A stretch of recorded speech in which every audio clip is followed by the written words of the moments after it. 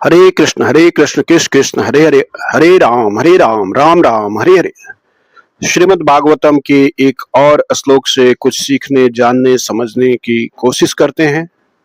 लेते हैं स्कंद 1 के 8वें अध्याय का 30वां श्लोक, भगवान के जन्म कर्म का अद्भुत रहस्य। पहले श्लोक पढ़ते हैं धीरे धीरे। एक्चुअल में बड़ा है, 4 लाइन में है, तो धीरे धीरे पढ़ते हैं और फिर उसका संधि विच्छेद और अर्थ देखते हैं।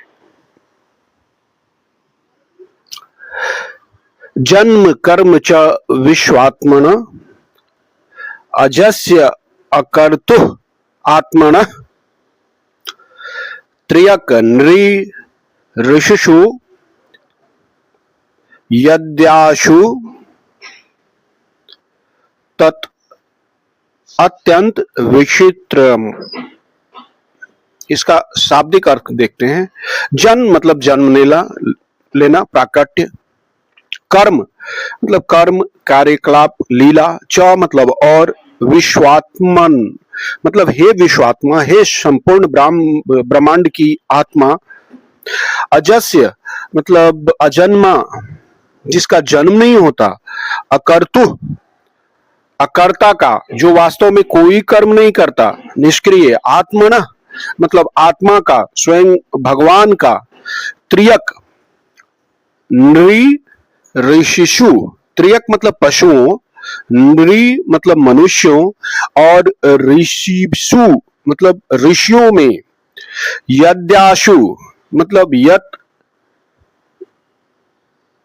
घास और जलचरों, मछलियों आदि में।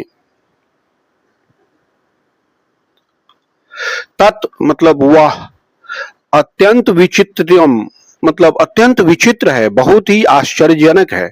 देखते हैं यह किसने, किससे, कहा, कब, क्यों कहा। यह श्लोक भी कुंती देवी ने भगवान श्री कृष्ण से कहा था। यह उनकी स्तुति का एक भाग है। कहाँ कहा? यह कथन हस्तिनापुर में कहा गया था, जब भगवान श्री कृष्ण युद्ध समाप्त होने के बाद द्वारका जाने की तैयारी कर रहे थे। कब कहा?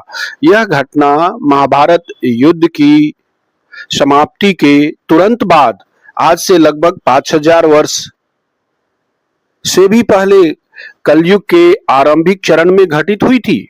क्यों कहा? पिछले श्लोक में भगवान की निष्पक्षता और उनकी लीलाओं की अज्ञेयता, अगोचरता का वर्णन करने के बाद कुंती देवी अब उनके जन्म और कर्म की असाधारण प्रकृति पर आश्चर्य व्यक्त कर रही है। वह भगवान को विश्वात्मा, ब्रह्मांड की आत्मा, अजन्मा मतलब अजह, और निष्क्रिय मतलब अकर्ता मानती है। इसके बावजूद उन्होंने पशुओं, जिसे त्रियक बोलते हैं, मनुष्यों मतलब जिसे संस्कृत में नृ बोला गया है, ऋषियों मतलब ऋषिषु, और जलचरों यद्धाशु के बीच जन्म लेना और कर्म करना पड़ता है। कुंती इसे अत्यंत विस्मयकारी, अत्यंत विचित्रम, जो अत्यंत विचित्रम जो श्लोक में है वो विस्मयकारी मानती है।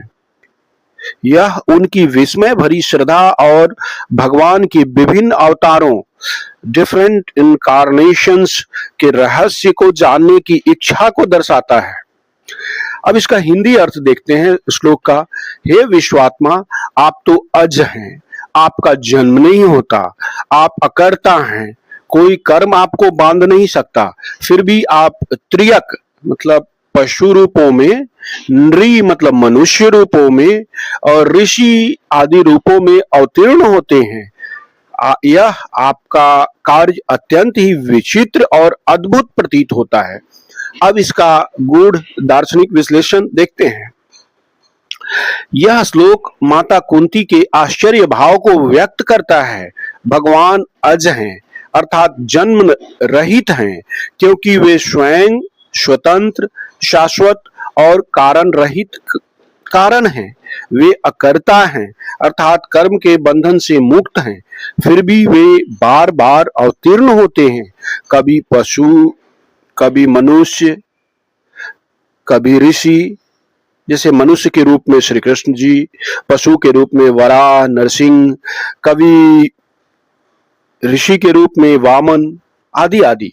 भगवान की ये लीला अवतार सामान्य जीवों के समान नहीं है, वे सृष्टि की लीला है, कर्म फल का परिणाम नहीं है।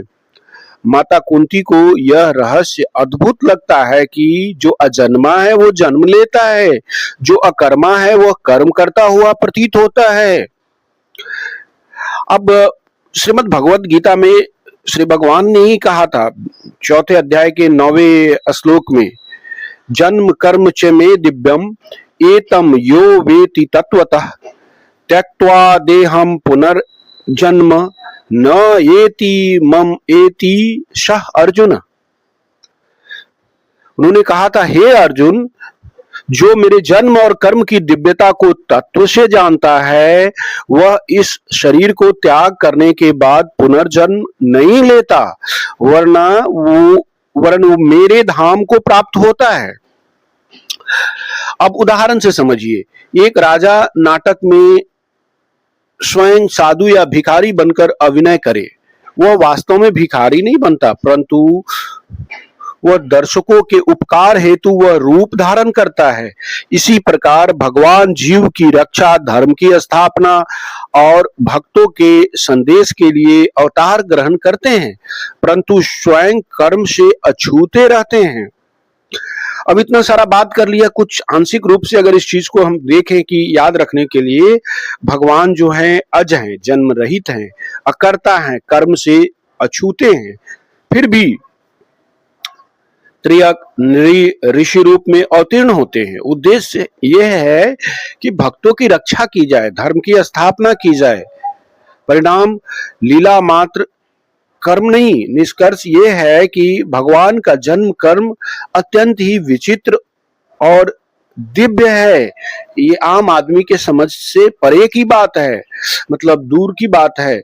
ये चीजें साधारण मानव को समझ में नहीं आएगा। लेकिन एक चीज तो समझिए और ध्यान दीजिए, जो हमेशा हम बात करते हैं कि नाम जप से असंख्य लोगों का कल्याण हुआ है।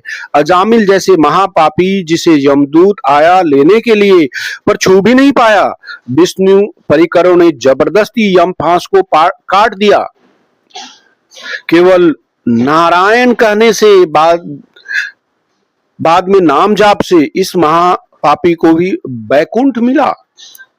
आप भी जाप कीजिए, जहां कहीं भी हो, जिस हाल में हो, अवश्य ही पुण्य का उदय होगा, पाप का नाश होगा। जो छोड़ के जाना है वही हम दिन रात जमा करने में लगे रहते हैं, और जो लेके जाना है जैसे नाम जाप, वो जमा नहीं करना चाहते। तो शुभ काम में देरी क्यों? मेरे साथ बोलिए और बोलते ही रहिए हमेशा। हरे कृष्ण कृष्ण कृष्ण हरे हरे, हरे राम राम राम हरे हरे।